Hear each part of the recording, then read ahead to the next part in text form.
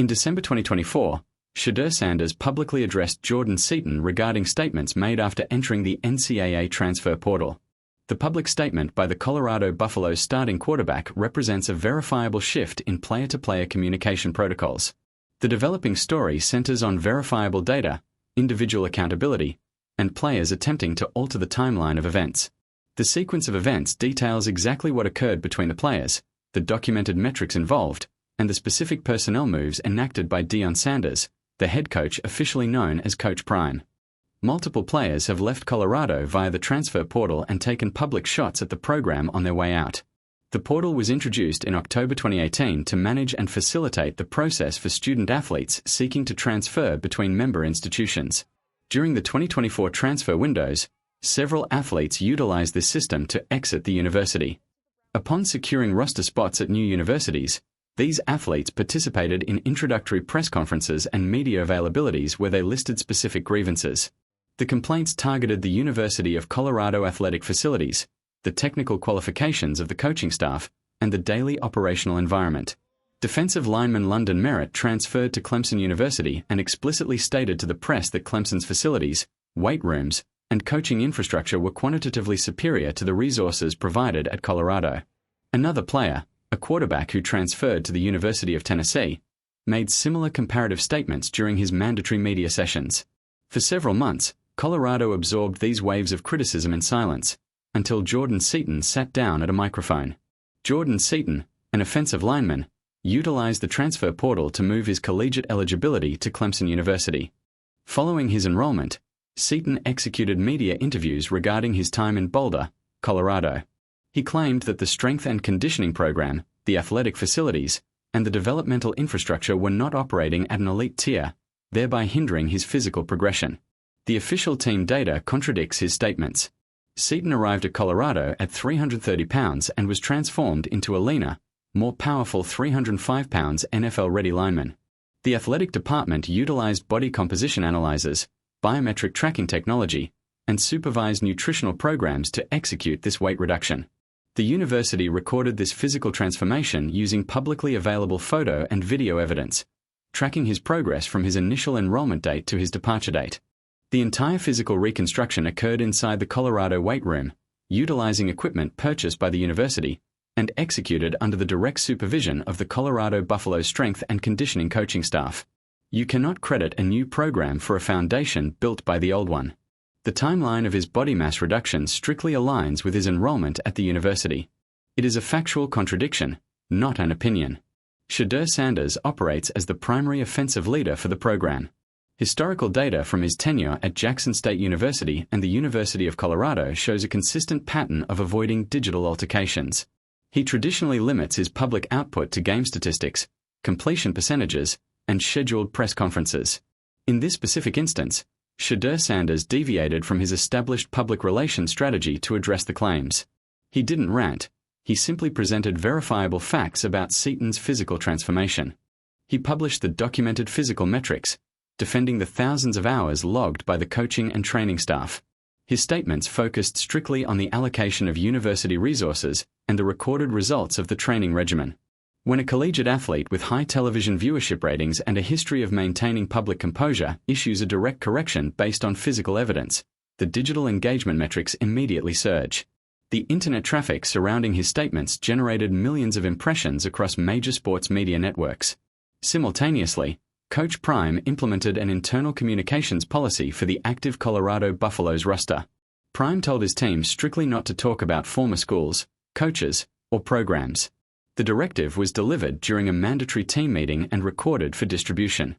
His exact instruction regarding public commentary was, "Talking about where you used to be when you were somewhere new is like talking about your ex when you are in a better situation." This mandate established a unified protocol for media interactions, instructing athletes to limit their commentary to current operations and future scheduled opponents. The timing of this internal mandate aligned perfectly with the external statements made by the starting quarterback. Current players are shown how to handle business professionally, creating a stark contrast with the departing transfers. The active roster received a live demonstration of public relations management, while the external audience received a clear comparative data point regarding the communication styles of the current roster versus the departed athletes. The financial framework governing these roster movements is the name, image, and likeness, nil, policy. The NCAA ratified nil compensation rules in July 2021, allowing athletes to secure financial agreements with third-party entities. Third-party collectives often operate as limited liability companies or 501(c)(3) organizations that pull funds from university alumni and local businesses to facilitate endorsement deals for student athletes. Entities aligned with institutions like Clemson and Tennessee operate with substantial capital reserves. Programs like Clemson and Tennessee have deeper financial collectives and established NFL pipelines. These universities report higher annual athletic department revenues and operate within regions featuring extensive donor networks. Consequently, they possess the capital required to offer higher financial compensation packages to prospective transfers. Furthermore, these institutions have decades of documented data showing high numbers of athletes drafted into the National Football League, which statistically increases a collegiate player's future earning potential. Accepting a higher financial offer from a competing collective is a rational economic decision supported by standard market mechanics. Securing increased capital for athletic services is a legally defensible and logically sound business move. The issue isn't leaving for money. The issue is using Colorado's development as a false scapegoat to hide the financial motive. Creating a false narrative about facility standards to mask a standard financial transaction introduces factual inconsistencies into the public record. Following the conclusion of the 2024 schedule, Colorado initiated comprehensive operational changes to address statistical deficiencies on the field. The university executed a complete overhaul of the football coaching staff.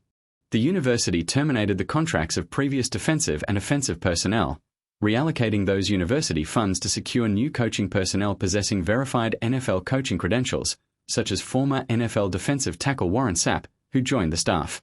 The strategic hiring process targeted individuals with documented histories of managing professional football operations.